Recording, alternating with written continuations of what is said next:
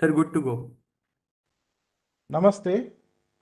Welcome everyone to this panel discussion on the geopolitical implications of the Russian invasion of Ukraine. This event is being organized by Think India along with the Arthadarshan YouTube channel. Today we have with us different young scholars and students from different institutions of India. And so let me begin with a brief introduction, and then we are going to go to each of these participants to hear their views. So when you say, I wanted to talk about geopolitics. So geopolitics is basically an interaction between three elements. Geographical, that refers to the space in which a certain action or event takes place. Then the second one is historical. Historical means the past events that eventually led to the current event happening. And political refers to the ideas that influence the flow of events. Okay, together these three interact, and then that we refer to as geopolitics. Now, when we study geopolitics, we are able to ascertain the strengths and weaknesses of different nations. And through our knowledge of the strengths and weaknesses, we can develop strategies to overcome the weaknesses and to utilize the strengths. Okay, and implementation of these strategies is done in the foreign policy. So in this way, geopolitics connects these various elements with the foreign policy of nations. Now, today we are going to try to understand the geopolitics of Ukraine from different perspectives, and perhaps we can come to some kind of a conclusion on whether the position that India has taken is in India's interest or not. So the first person to speak on this issue would be Abhyoday. He is a columnist in the Frustrated Indian. He's an MA in East Asian Studies from University of Delhi. So I'd request him to speak first. Everyone, I guess I'm audible, right? Yes. Yeah. So I would want to start with, because if we consider the current situation which is happening in Ukraine, between Ukraine and Russia, we should have in mind the civilizational context of it. Just as I mentioned, there is always an historical and geographical aspect in geopolitics. So if we would want to understand what is Russia's interest in making sure that Ukraine remains neutral at max and at least remains, in the sphere of influence of Russia. So the context here is that Russia considers Ukraine part of its largest Slav brotherhood. Not only Slav brotherhood, but specifically Eastern Slavs. So in First World War as well, when the Slav people were under threat from the Austro-Hungarians, the Russians came to their rescue. So this is kind of an emotional connect behind that. And then comes the idea of the Great Rus Empire. The tribes were consolidated. The Great Rus Empire came into existence, and after that, it was in the early first millennia, late first millennia. But later on, there were divergences. But after the Russian Empire came into its full force, it became a seat of Orthodox Christianity. At that point of time, Ukraine as a whole became part of the Russian Empire. And as we know, Putin is more of an imperialist than a socialist, of course. So he is not somebody who is into Soviet Union, but more into the Russian Empire. So he considers Ukraine as part of the largest Slav identity. So identity plays a major role. We cannot deny that. But it is not the only thing that matters here. It is the emotive concern which we can see why the Russian troops are so sentimental about attacking Kiev. They don't want to attack Kiev because Kiev has been the seat of Christian Orthodoxy for a really long time. There is a sentimental aspect behind that. But coming back to the geopolitics, we can see that since the dismantling of the Soviet Union, the state divided into 14 different multiplications. And when that happened, what Russia was, it was not able to maximize its interest because it was not capable of doing that. What it was capable of doing was maintain as much sovereignty over as much land as it could without losing, without losing much towards to the west. So they, at that point of time, they thought that having a Russian Federation with countries which are not part of NATO would be a plausible alternative to, kind of going into a civil war and destroying ourselves once and for all. So at that point of time, it may have made sense. But since then, Russia has come a long way. It may not be the greatest economic powerhouse of the world, but it is one of the greats. It is part of the Security Council. It has one of the largest weapons industry in the world. So at that point of time, if you kind of, being a civilizational state as well, there is a sense of ego, like Iran also has. You cannot destroy a civilizational state that easily. So whenever we think about Ukraine crisis, these all factors should, kind of have should be in the back of our mind. In having said all this, when we come to the current context, we still cannot say that it was a one-off event. Since 2008, NATO has kind of opened up towards Georgia and Ukraine and welcomed their intentions of joining NATO. And this was a kind of a red line for Moscow in many different reasons. One of them being geography. So, if anybody who has studied Russia and Russian Empire's ambitions, they must be aware of their overtly possessive ambitions to have warm water ports. They have not had those warm water ports for a really long time. They would want to have them. So, for them, Sevastopol in Crimea was one such warm water port, the control of which would have maximized their control over the Black Sea. And as the only realist who was able to read the situation, Mershak, he was able to read the situation because of the offensive realist approach he took. Because he understood that every nation tries to maximize their own interests, and when it is a large nation like Russia, a civilizational state, it would also want to maximize its interests. At the same time, it was not a preemptive attack; it was a kind of a reactionary attack, reaction to the kind of welcoming remarks which were coming from the West, opening up, accepting the Ukrainian thought of joining NATO, and also making more amends towards, kind of uh, coming close as European Union and NATO, as close as they could. So these things were in the back of mind of Putin at that point of time as well. But since then, at that point of time, it was not possible for Russia to, kind of have any kind of make any kind of action. But since the 2008 financial crisis, the world has changed a lot. The rise of China has allowed Russia to kind of sit back and think out its own strategy because USA and the West's attention, diverted towards China. It diverted towards China because of the Thucydides trap, which we all must have studied. China was the rising power, USA was kind of at the helm, and they were speculative of how long can they maintain that power. At that point of time, Russia realized that if we make some offensives and gain some territories before USA or NATO could, entrap the whole of Europe, Ukraine into with themselves, then it could be a very practical approach.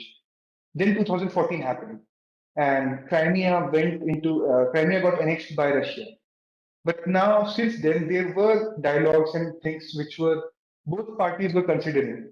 NATO was kind of reluctant to moving towards, extending towards Ukraine, but Ukraine still wanted to join NATO.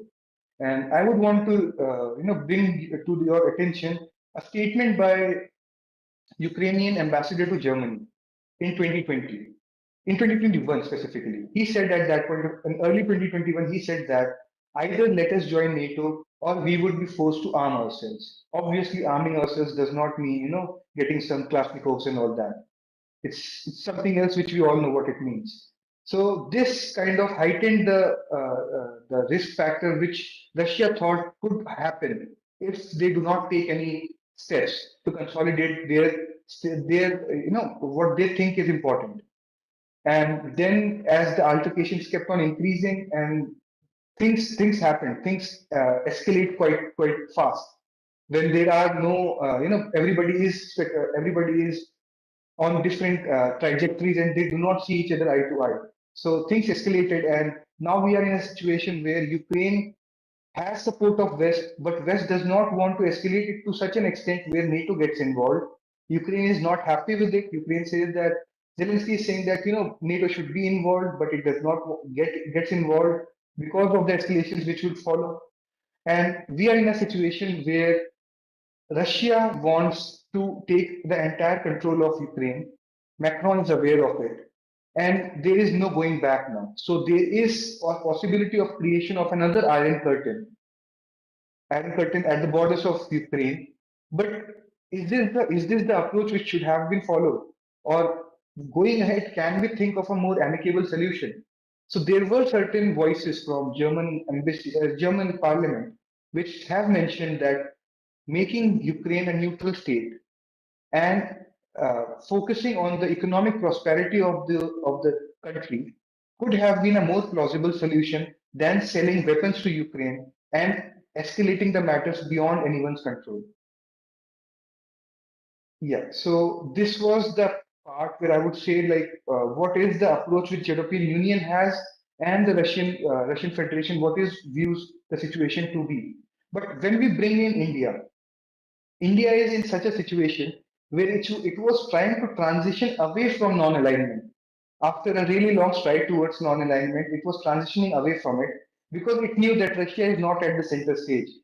China, Abhyoday, let yeah, me ask you something at this stage, yeah, because you mentioned mostly the international situation. How much role did the internal political events within Ukraine play in this war? yeah. So I would say there have been concerns from if we take the Russian accounts, if we take the Russian accounts, then we can see Russians are saying that the current regime is a puppet regime of US. That's what they are saying.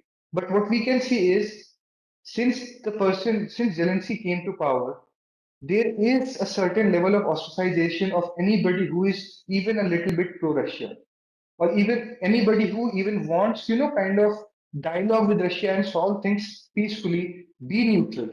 Zelensky regime, we can see that they have enmeshed fancy towards NATO with pop culture. So kind of if you are not for joining NATO or not towards inclining towards European Union, then you are not the modern types. You are the ones who are Sovietists. So this has made started a dangerous trend where anybody, even if 50% people agree with joining European Union, everybody says that the glass is half full. Nobody even considers about the rest of 50%. And this is not something a democracy should do. And I don't think that it was a functioning democracy. It was a populist democracy, not a functioning one, I would say. Yeah, but yeah. But in fact, the situation I think got worse once Joe Biden came to power. Till Donald Yes, Trump yes. was there, Zelensky was trying to balance the So things. there is a reason behind that.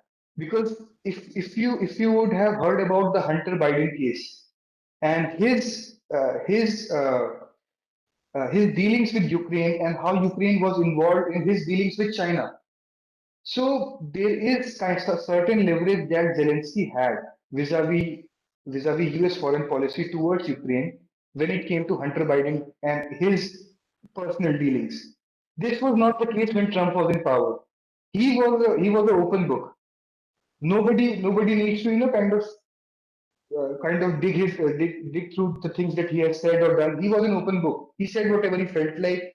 He told the NATO members way earlier that you are starting a gas pipeline with Russia while you are leeching us for your security. It doesn't work that way. He said this practically in 2018-19, and because they didn't pay attention to that, everything that which is playing out today is kind of, we can see that it is because they didn't pay attention to what Trump said at that point of time. Okay, so at this stage, I would like to bring in Dhruv. who has something to say on say India's role in this entire conflict. Dhruv is a student in OP Jindal University. He is studying international relations. So basically, at this point, India has to balance its ties with the Moscow as well as West. So India at this point has an options to choose from worse and bad. See, basically, Russia is said to be India's largest arms supporter. So we have to strategically think of our actions next. If at this point of moment, Ukrainians thinks American would help them and come to save them, so this would be the worst mistake. At this point of time, in the previous events also, we can see that how US has dropped out of Afghanistan and has basically left it high and dry after spending billions of US citizens taxpayers money on Afghanistan, and then simply at this point of time they do not have the stomach to fight with Russia.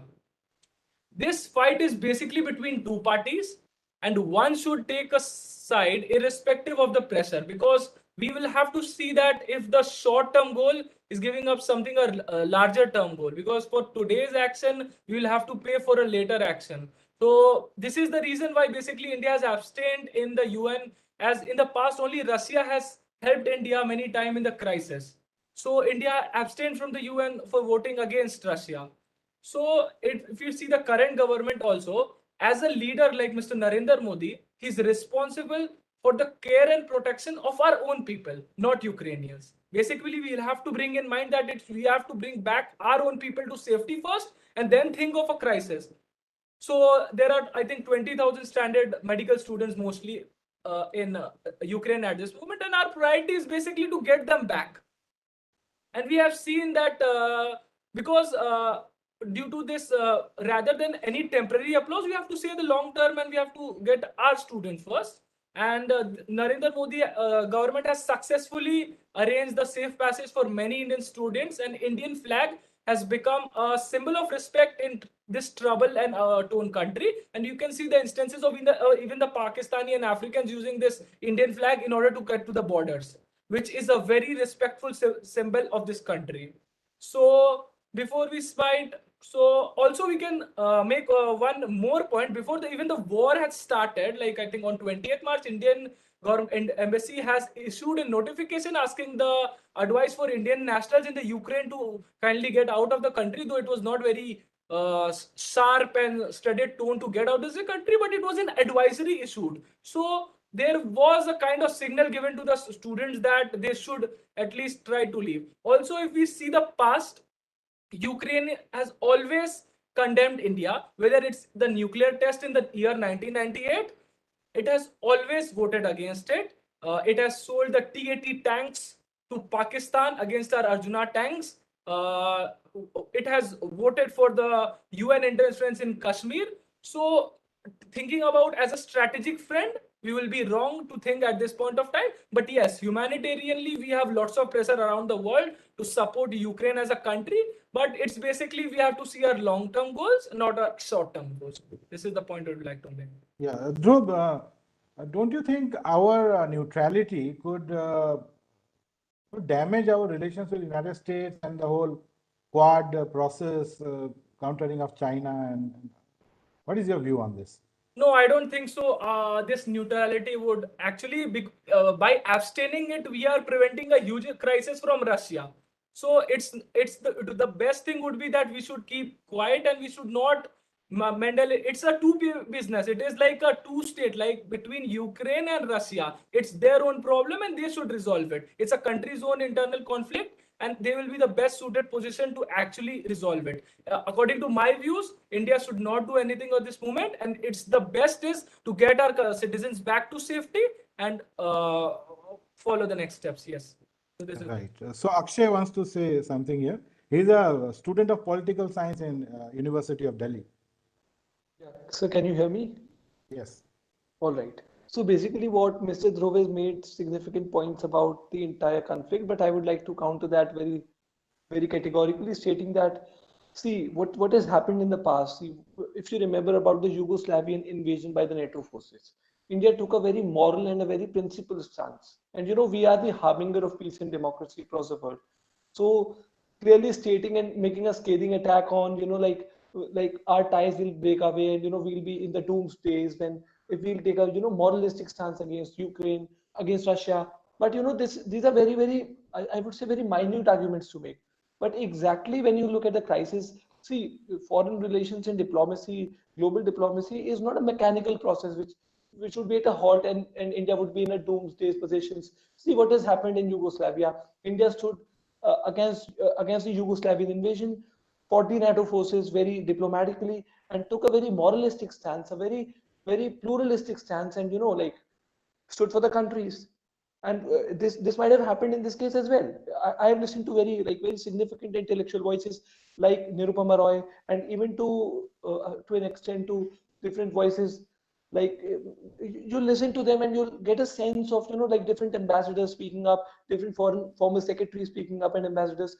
They have very categorically stated and very candidly they have made a statement that it is the time for India, because like as Dhruv has correctly mentioned, India has nothing to do with this war. But this is our time to take a moralistic stance.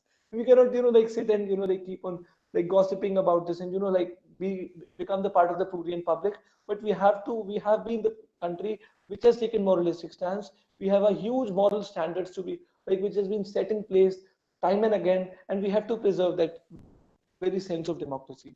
Thank you. Right.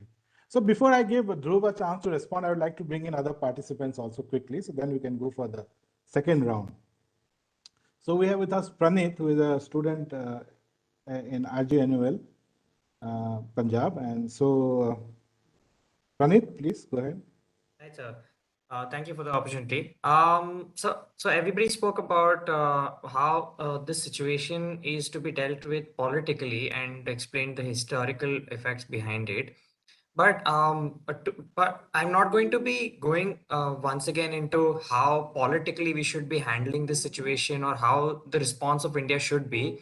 I'll give a few facts and figures, and it'd be on the audience to decide that the way India has reacted to this situation in Europe, whether if it is appropriate or inappropriate.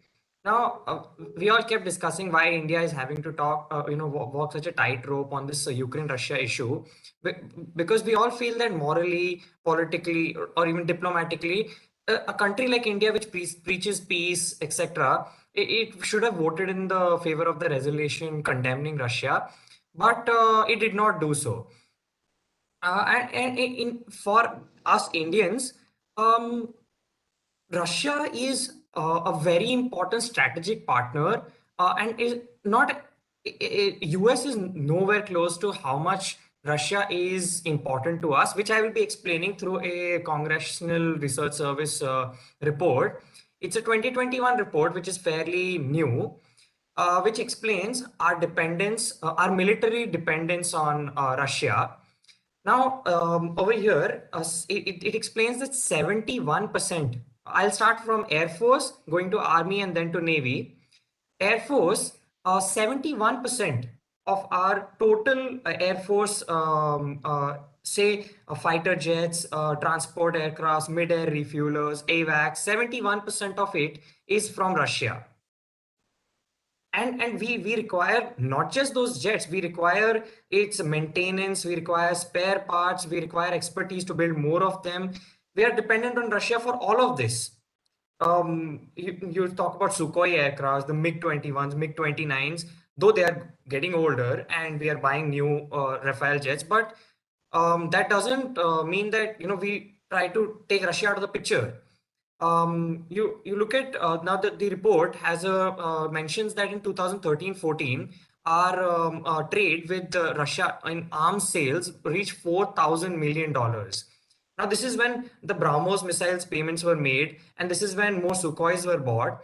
So the Indian Army, again, the AK-203, the new weapons are being made in Amethi, in fact in India. And these are going to be incorporated into army and are going to replace the INSAS rifles. So the 66% of Indian army's tanks are the T-72 M1s, which are Soviet era tanks, but nonetheless 66% of our tanks, and 30% of our tanks are T-90s. So cumulative percentage of the tanks from Russian contribution is 96%. So roughly out of those 4,000 odd tanks, 3,880 tanks are Russian. Not just this. Now there are, say, the army also uses armored vehicles. Nowadays, armored vehicles are not just fully bulletproof or bomb-proof vehicles. These come with anti-aircraft missiles, ground-to-air missiles, surface-to-air missiles, etc. And our army has 2,000 of such vehicles, out of which all are Russian. All of them, 100%. Coming down to Indian Navy, we have one aircraft carrier at the moment, INS Vikramaditya, which is a Soviet era aircraft carrier. And the one which we are developing at the moment, which is undergoing trials, INS Vikrant, is going to be carrying MiG-29 fighter jets, Kamov 31 helicopters, and MH-60R. Now, most of these are Russian equipment. All of this granular information boils down to two questions. First, why did India abstain on the voting? They took a very say balanced stand by saying that the harsh language has been used against Russia, and they want to balance the strategic alignment with both America as well as Russia. But the truth is that we are so dependent on Russia that we cannot afford to condemn it. Even though we may feel that war is something which is morally wrong. The second question is did anybody feel that India's abstention from voting was a surprise? Not at all, because on January 31st, again another procedural vote at the UNSC, and India again refused to vote, citing legitimate security interests of the of Russia, which makes us on the same stand with as China on this issue. To conclude this topic, I know war is a very terrible thing, but it does affect the economy, and India cannot afford at this time, after this terrible period of the pandemic, to let anything else disturb its economy. And therefore, the stand which India has taken, it is on you to now to decide whether if it was appropriate. I wouldn't say it was whether it was ethical or unethical, but the question here is whether the particular conditions at this time made it appropriate or inappropriate. Thank you. Okay. Akshay wants to respond, but I think I'll go through all the participants and then I'm going to come back. Okay. Next, Nandini. Nandini, are there? Yes, I am. Okay, so Yeah. So what is your view on this? Yes. so I would like to firstly start off by saying that Biden was one of the weakest president that USA had, and Russia very well knew that, and it's going to have a lot of ramifications. Was it not enough? The Biden used a very unprofessional language, that is, that they will not assist the NATO, and America will not come to Ukraine's assistance even if Russia attacks them. And that emboldened them to attack Ukraine eventually. So, firstly, I believe that in this whole geopolitical scenario, India has been very calculated in its response. We have seen the strength of geopolitics that India has played in evacuating its citizen, and then again the commercial rockets from which other flags were removed, but India's was there, and its calculated response in abstaining from voting against Russia and UN. I think that was a very important step, because after this whole Ukraine issue, I'm pretty sure that China will try to show aggression on Taiwan. In fact, Vladimir Putin, by trying to annex this Ukraine and trying to divide it into two countries, have in a way given blueprint to Xi Jinping on how to actually conduct his affairs. Because I think it's a fact, recognize that Biden is one of the weakest president that in US history had. So I'm pretty sure he's not going to do much, even in case China is being annexed by China. So yeah, I think India's response has been calculated, firstly. Secondly, I believe that, okay, again, I think virtual meeting was conducted, Quad virtual meeting, in which Taiwan also wanted to be included into Quad members, because again, USA and NATO were giving fake assurance to Ukraine that in case anything would happen to its sovereignty, the NATO and US forces would come, but they did not. Like, that's what happened. So I think Taiwan is also harboring same fears, and in order to address that, it wants to be included into Quad Plus. It's like a Quad member group. And in that meeting that was virtually conducted, we'll see that all the president, US, Japan, and Australia, they in a way try to they tweeted that they are discussing the issue of Ukraine and Russia aggression, while India abstained from doing that. And it specifically, what did it tweet to show that it discussed the Indo-Pacific region. And I think that was also very tactful to give a message that India stands with Russia. It's a very subtle message because India did not succumb to the pressure that USA and other countries are keeping on it, that you should take side. I think India is it's clever in not taking sides, but of course it's going to be difficult in upcoming days because they will try to pressurize us not into buying weapons from US from Russia. So it's going to be difficult, and India has to be very calculated. But then again, I think USA understands, like, they have strategic empathy for India, considering that we have very hostile neighbor, China and Pakistan. So I think, I don't know, and I'm pretty sure, considering the weak leadership of Biden, we're not going to have any sanctions from US.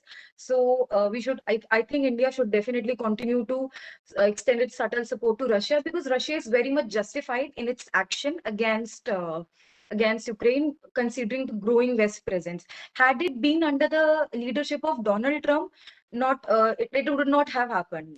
The whole issue would not have happened. The Afghanistan issue would not have happened. So I think Russia is very much justified in doing what it is doing. And as far as and of course, its ramifications are being felt in Asia as well. I'm pretty sure Xi Jinping would try to do something similar to Taiwan. And considering that USA is not at all concerned with Ukraine and developments in Europe, it would try to take benefit of this thing. So I think, yeah, India has been clever in its response. It's just that it's going to be a little bit difficult from now on. And I think it's a very far-fetched possibility, like very, very far-fetched possibility. But considering the fear of, the only fear that Russia is facing is that of SWIFT, like the global payment system, in case it is expelled from the global payment system. And if India may try to, promote its UPI interface on that global platform, because considering that almost all the countries are hostile to Russia right now because of this whole scenario. So we have that possibility in case we want to take that. Well, Nandini, don't you see it's a bit problematic, like India's neutrality, because in case you yourself are saying, in case China takes some action against Taiwan, then how would India respond in that case? In case, I think India needs to counter China firstly. So no, India's not neutral. It's just that I think it's extending subtle support to Russia. It has not given even a single statement against Russia. Not no, a strong statement has not been given by them. So I'll go to the last participant, Om. Thank you, sir. He's also a student at RGNL. Nandini is also from RGNL, law student. So I'll give the last participant, Om, the chance to make his point, and then I'm going to open the forum for discussion. So good evening, everyone. I hope I am audible. Yes. All right. So the topic that I will be talking today, it's not the mainstream one, but it's about why UN is not doing anything. And probably I will also talk about why UAE did not vote against or with or pro Russia. All right. So coming to the first aspect, that why did UN did not do anything, right? So according to what I have read, and I've been studying UN for like 2-3 years now, and I have always seen this thing that US is always using United Nations to attack any other country, right? Now I will tell you how it has been doing so. But before that, this tactic which has been used by US to invade other countries has now been used by Russia to invade Ukraine, right? Now, if you look towards chapter 7 of the United Nations Charter, it states that actions with respect to the threats to the peace, breaches of the peace, and acts of aggression. And there are like around 12 to 13 articles. I think it's from Article 39 to Article 51.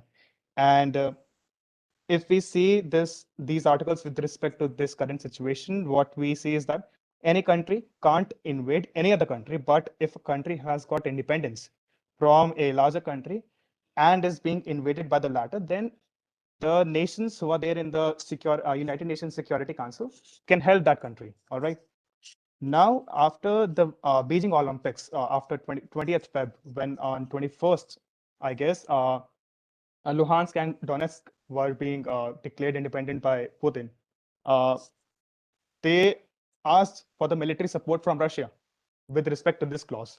And then, as a matter of fact, Mr. Putin came on the television and he told that it's not a war. We are not invading country, but it's a special military operation that we are conducting over there. And this same operation has been conducted by USA in Afghanistan, in Iraq, in Mali, Syria, Libya, Vietnam, Korea, Egypt, and the list goes on and on. All right. UN hasn't done anything with respect to the Israeli situation. It hasn't done anything with respect to the situation in Taliban, with the Taliban in Afghanistan. It hasn't done anything with respect to the situation in Kashmir. And then we see the Russian-China relationship. Now, if we look towards this relationship on 20th of Feb, how precisely this has been done is that 20th of Feb, Winter Olympic gets over. 21st, the independence gets announced. On 23rd, Russia sends its the presidents of both the incumbent presidents of both the nations of the Donbas region sends their letter to Mr. Putin asking for the military support. And on the same day itself, within 60 minutes, the military comes there. All right.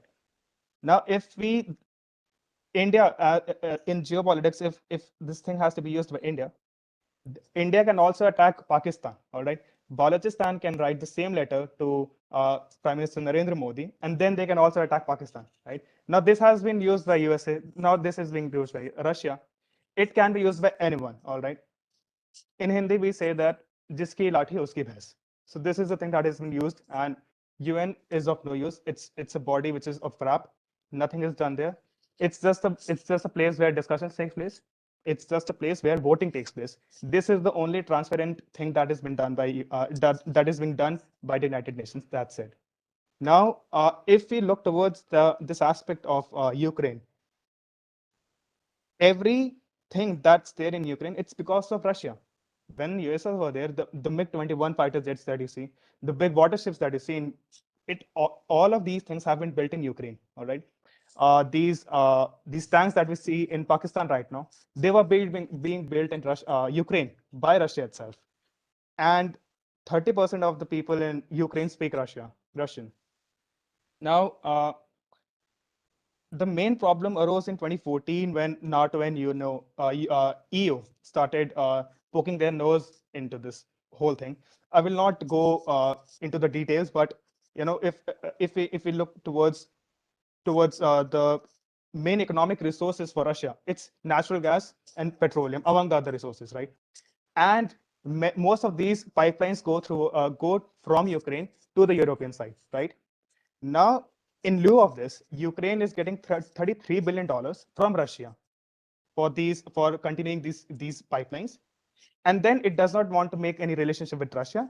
In spite of this, they want to have a relationship with EU and NATO. I don't know how does this fit into the picture, because if the same thing is done by Russia in Cuba, or let's say Mexico for that matter, or Canada, then how would you react, or how would we react as if let's say Pakistan is building its military in Sri Lanka, or China is building its military in Nepal or Bangladesh, then how will we react? Then the same situation is happening with Russia. So there are many things to be said, but I think because of the time constraints, I won't go into the details. One more thing that Abhyoday Sisodia sir told was the Thucydides trap. Considering the aspect of World War III, I think it won't happen. If it happens, nevertheless, if it happens, it will happen in the Indo-Pacific region in Taiwan, because if China is forcefully invading, because I've seen that 9 fighter jets was being sent to Taiwan, and if it happens, then US will be forced to act militarily, and this Thucydides trap will come into picture, because when the major hegemonic power is declining and power and any other power is coming into picture, and after a certain point they have to attack. So this was the thing that I wanted to say. Thank you. Right. Okay. Thank you, Om.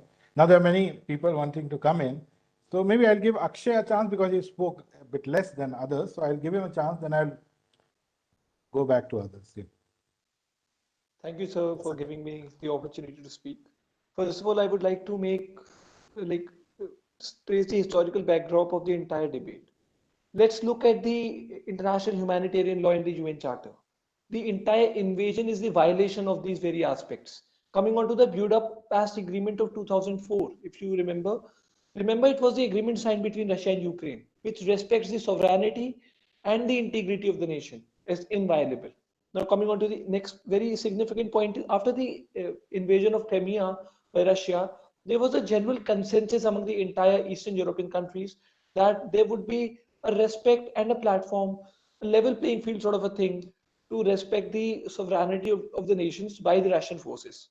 Now, coming on to next point, as most of my friends have really stated the fact that what happens tomorrow if China invades our country, or what happens tomorrow if Pakistan invades the Pak-occupied Kashmir or the other parts of the Kashmir.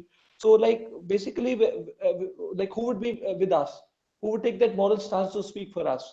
Now, like many of you have spoken regarding the, I would say, the justified that always taken a stance that is pro-India. I would like to tell you, when we were using the term Chinese aggression, USA never used it for a single time that China is using aggression into the Indian border. So try and understand the entire discourse carrying on the global order. Now, the next point is about that in the entire, the juncture, we have seen that diplomacy won. Diplomacy won at a great pace. We see like coming on like President Emmanuel Macron and different leaders coming on to Russia, holding talks. And after what happened after those talks? It led to the invasion. Mr. Putin had the plan to invade the entire Ukrainian province within 3 days. Now remember, the war has taken more than 10 days.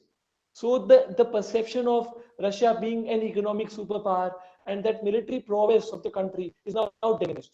So Russia has really undergone a massive, I would say, a massive, belittling of its entire image in the global world order. So Russia has to keep in mind what is happening in the entire, like the discourse. So Russia is clearly undermined at this moment. Okay. Okay. Abhyoday, please go ahead. Yeah, I had made notes, some notes. So, but I will start with what Akshay said. So, there are certain minute details which we need to focus on. In case of the Delta forces attack while Kuwait was, captured by Iraq, USA did carpet bombing. They did not care if there was a woman, child, man, a man with a machine gun or a man with a bicycle. They didn't care about anyone. They just did carpet bombing. And when everything was flattened, they sent their paratroopers, right?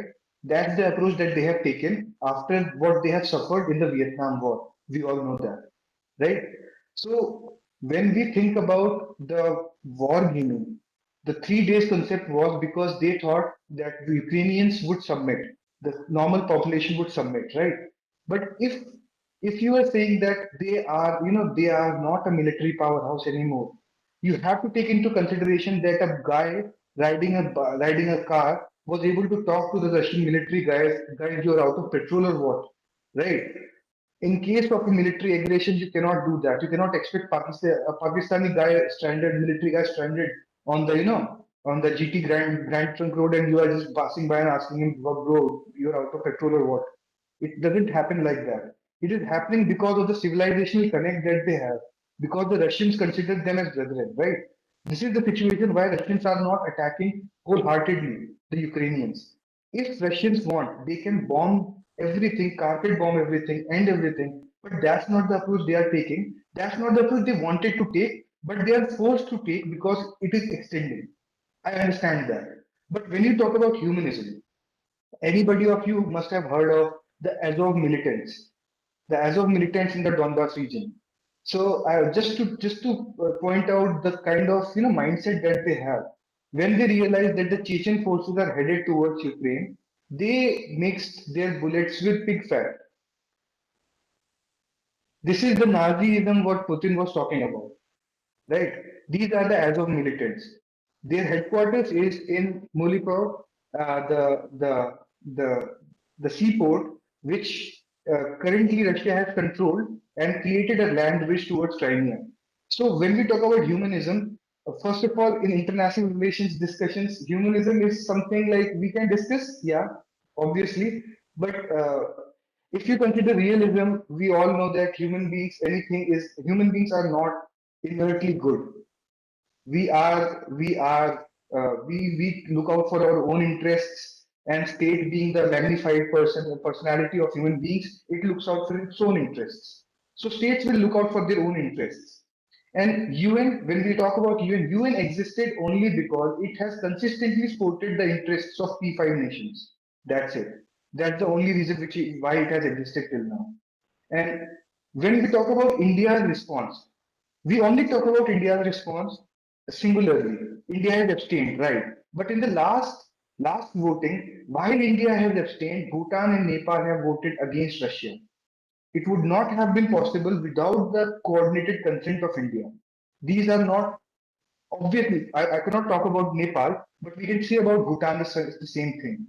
India is not happy with the way in which things are panning out, but just because of certain virtue signaling, India will not look beyond China. India will have its focus towards China because it knows, just like while it was in the case of Nazi Germany, Stalin's Russia was not a friend of West.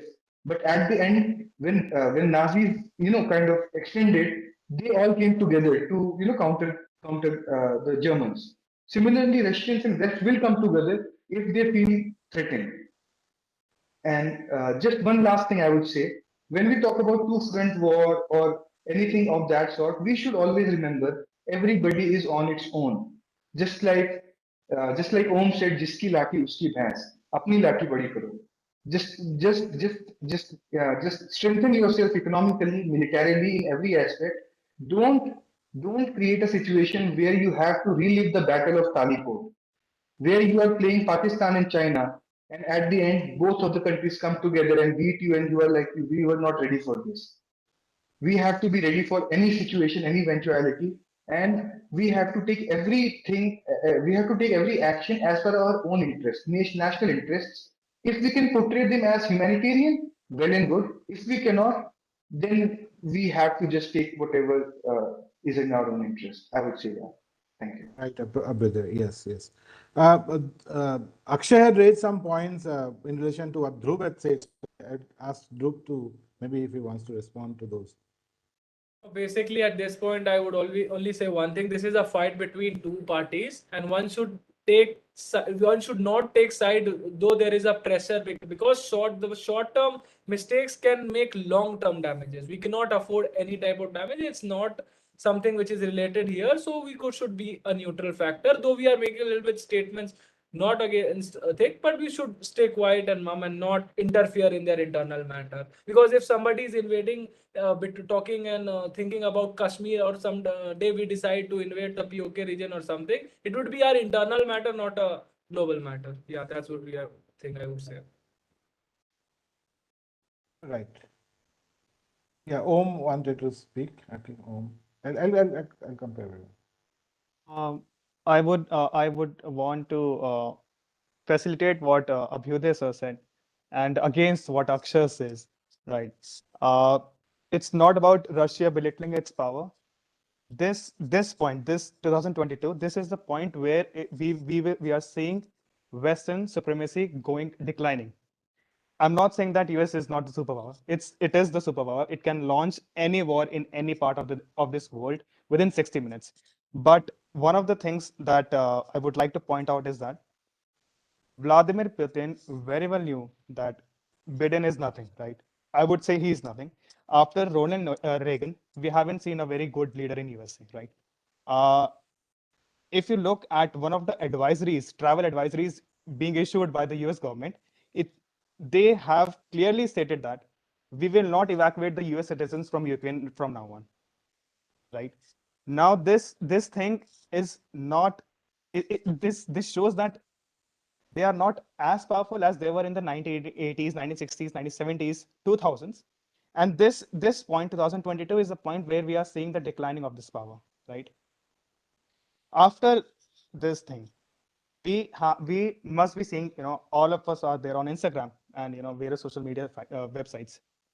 We are seeing that all the plane routes are directed from the boundaries of Ukraine, but we see that India is having Air India flying in between Ukraine. The plane is going like, if you see the map, it's not crossing the only single plane that we can see is of Air India, and it is trying to evacuate the citizens.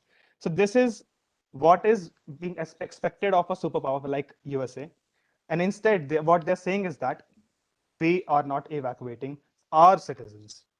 Now also coming to India's neutral stand, I would like to say is that Ukrainian diplomat issued a public threat in the most diplomatic language. That's what we are witnessing. You know, if it would have been like, in a layman's language, then they are saying that we are having our kids, and if something terrible happens to them, then we are really very sorry. That's what he's saying, right? All of us have seen the statement made by the Ukrainian diplomat, and this is what he is directly implying on the Indian ambassador, right? So it's not about Russia belittling its power, it's about the Western supremacy going down.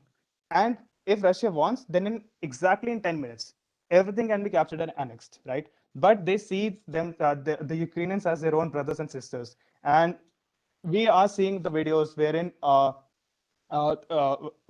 the Ukrainian women are shouting at the Russian soldiers, and they are not even saying anything to them because they know that these are our people. So this is the thing that I would like to say. Okay, Akshay is very eager to, so I'll go to him. Yes. Actually making the entire debate, like mudding the entire debate by saying that Ukraine has no legitimate concerns and they are with Russia is a very, very, a very bogus point and very deplorable point to make at this moment. They have, like people are fighting day and night, 24/7 for their country, and like stating here and sitting like in the cafes and AC rooms and saying that nothing is happening, and they are friends and working hand in glove with each other. It's a very bogus and a very deplorable statement to make in my mind. Now coming on to next point, what all of you have really acknowledged in your statements is that like we have nothing to lose and nothing to like make from this entire invasion. We are just an observer. We are just a person who can take a legitimate country, who can take a moral consent, who can take a moral stance at this moment. So it's better to be like when you step into the shoes of the Western European countries, and when you see the world order, you will realize that this is the time to take a strong stand, because this is something which is related to the issue. See, remember always, when you'll study diplomacy and global and international relations, they have nothing to do with an event. It is the series of it is a series of events and the historical backdrop of this country which makes the ties stronger. So when India takes a moral stance against Russia, or when India takes a moral stance against the NATO forces in Yugoslavia, there is nothing to do what our ties are. Currently there can be sort of a glitch in the ties, but they'll keep on improving with the course of time. So it's better to be at a moral side of this debate and to understand the recourse and the backdrop of this debate, and to go into the historical background. I do not doubt that Russia has legitimate and consequential concerns regarding Ukraine's legitimacy, but at the same time, capturing and invading a country is not the solution at all. And every one of you spoke about UN. UN may have certain flaws, but it is an indispensable organization at the global scale. So without UN, reimagining the world order is really, really difficult, and I would say sort of dystopian to a certain extent. That's what that's what my point to make. I wanted to. Thank you. Okay, yeah. Abhyoday, yes, please go ahead. Yes, sir. I would just make some last points. I missed one point on Taiwan. I would like to make it at the end. Yes, But yes, yes. but just one thing I would want to say is all our ages. I guess nobody is more than 27, 28, right?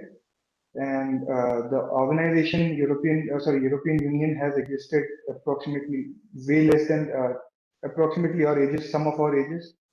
The organization United Nations has existed about 77 years, something of that sort.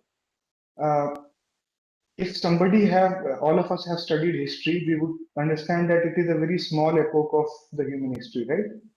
So we are very privileged people who have lived through a time which is so stable that we can talk about uh, humanism or everything of that sort.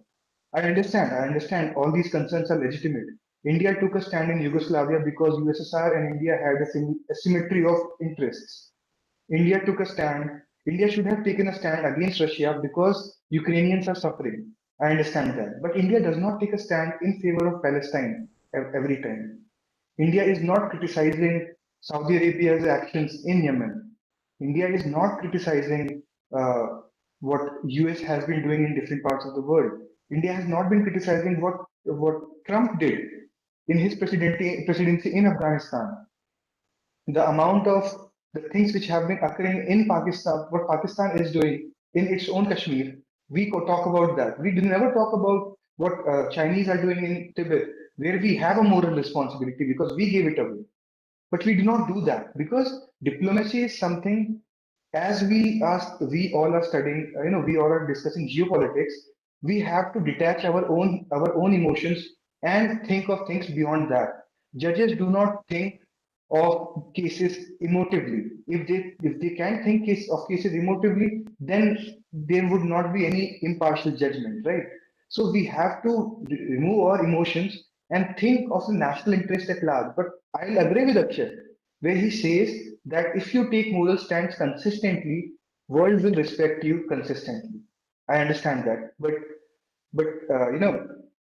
people forget. Countries change, people forget, regimes change, and nobody remembers which moralistic stance you took when Chinese are at your border. Nobody is there with you. You have to take things on your own hand. Coming back to Taiwan, so I would just want to say I do not see that China would be invading Taiwan in the near future, because asymmetry of interests is a concept which CCP, kind of uses against USA.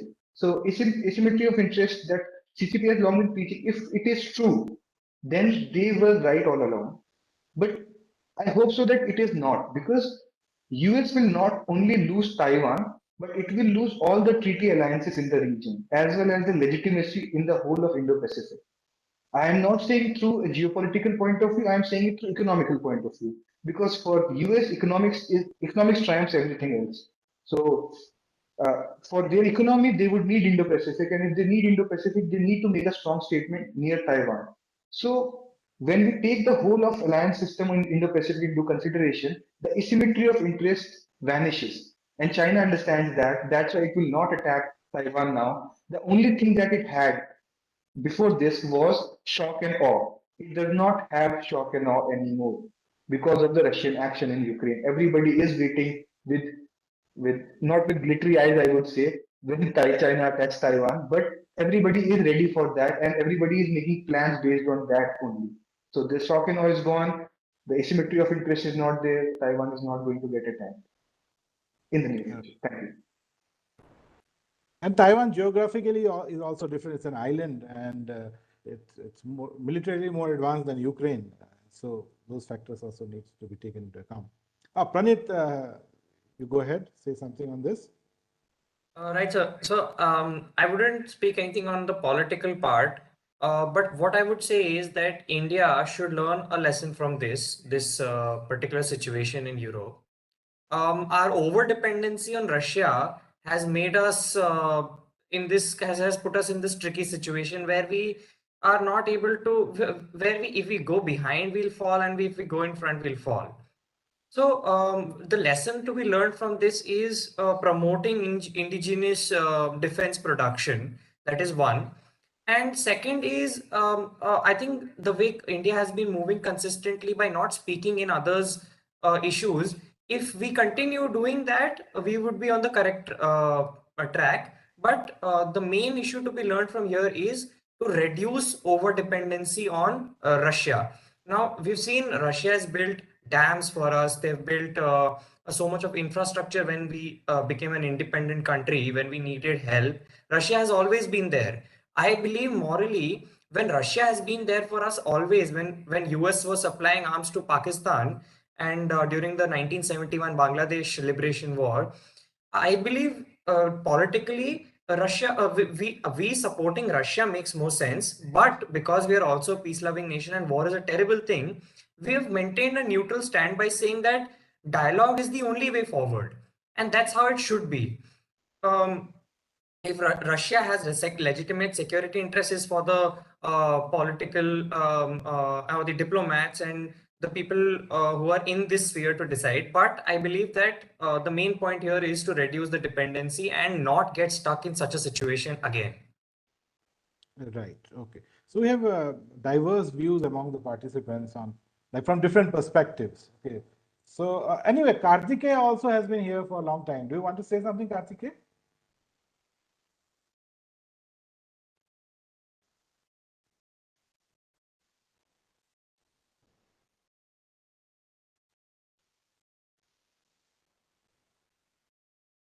Okay. Anyhow, it's not responding. So let's see if anyone else has to say something. Any other points? No?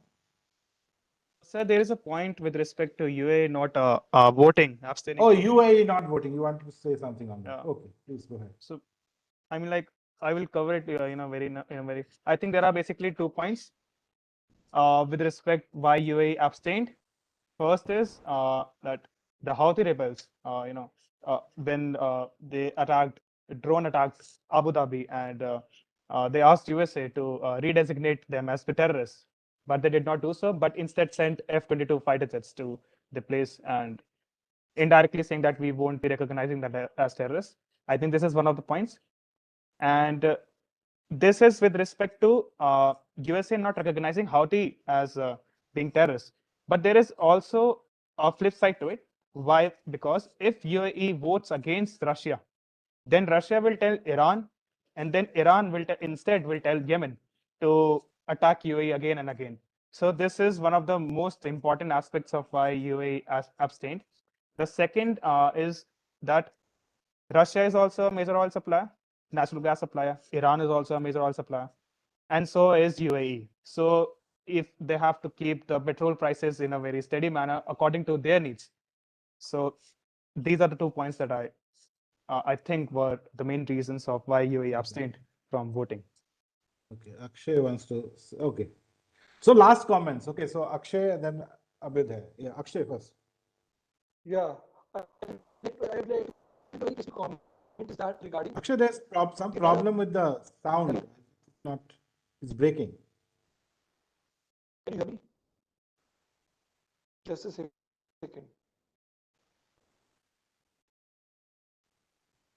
Can you hear me now? Yeah, go ahead. Can you hear me now? Yes, go ahead. Okay, all right. So regarding the entire debate of, like we are very much dependent on Russia, there is, it's a very flawed perception. 60% of our, defense inventory comes from Russia. That is very much justified.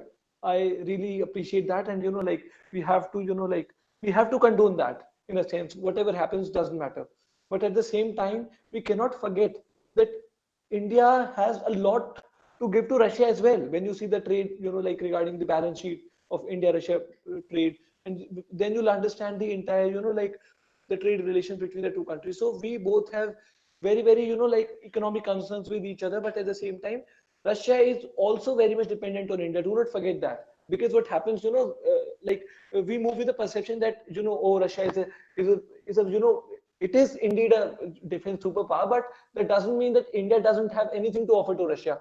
India has very big stakes at on the table with Russia, and we cannot forget that.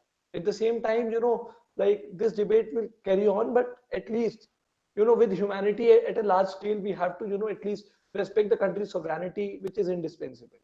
Thank you. Right. Thank you, Akshay. Yes, Abhyoday, please. Yeah, I'm agreeing with Akshay here. The thing is, like, if we are dependent, if we have 60% dependence on Russia, Russians are dependent on Indian weapons imports. But India imports around 35% of Russian exports go to India, and weapons export is one of the biggest, cash cows for them. So they are also dependent on India. We can say that. All in all, we can all say that be to be a to be sovereign in all its definitions, you have to have a weapons industry which is not dependent on any country entirely. Be France in weapons industry at least. And yeah, just ending on to the idea, why UAE abstained. Very interesting observation from home. I would just add one aspect: the situation in Ethiopia. We should not forget that. That also plays a really big role. UAE and Russia both support the Ethiopian government there, and the Tigrays are supported by US. US has also removed, terrorist attack from Houthis. So we were able to see why did they abstain, because just after that Houthis were declared terrorists by the by the United Nations. It was only possible because Russia did not took Iran's side. It made a strategic retreat, did not veto against the resolution. USA could not do that because Abu Dhabi was attacked. If they had did that, then the whole Middle Eastern alliance would have fallen off. So all in all, UAE made such tactical decisions. That's why Houthis were able to, kind of be declared by UN for the first time as terrorists. So it was a great diplomacy from that their end, I would say. Yeah, that's it. Thank you. Thank you, Abhyoday. Now, I think I should stop here because it has gone on for a very long time. It was very interesting to hear all the different perspectives from our participants. Thank you, everyone. I hope that we can maybe meet some other time, maybe after looking at further developments that happen in Ukraine. Yeah. So I'd like to thank Abhyoday, Dhruv, Akshay, Pranit, Nandini, Om for participating. Thank you, everyone. See you. Bye. Thank you. Bye bye. Thank you.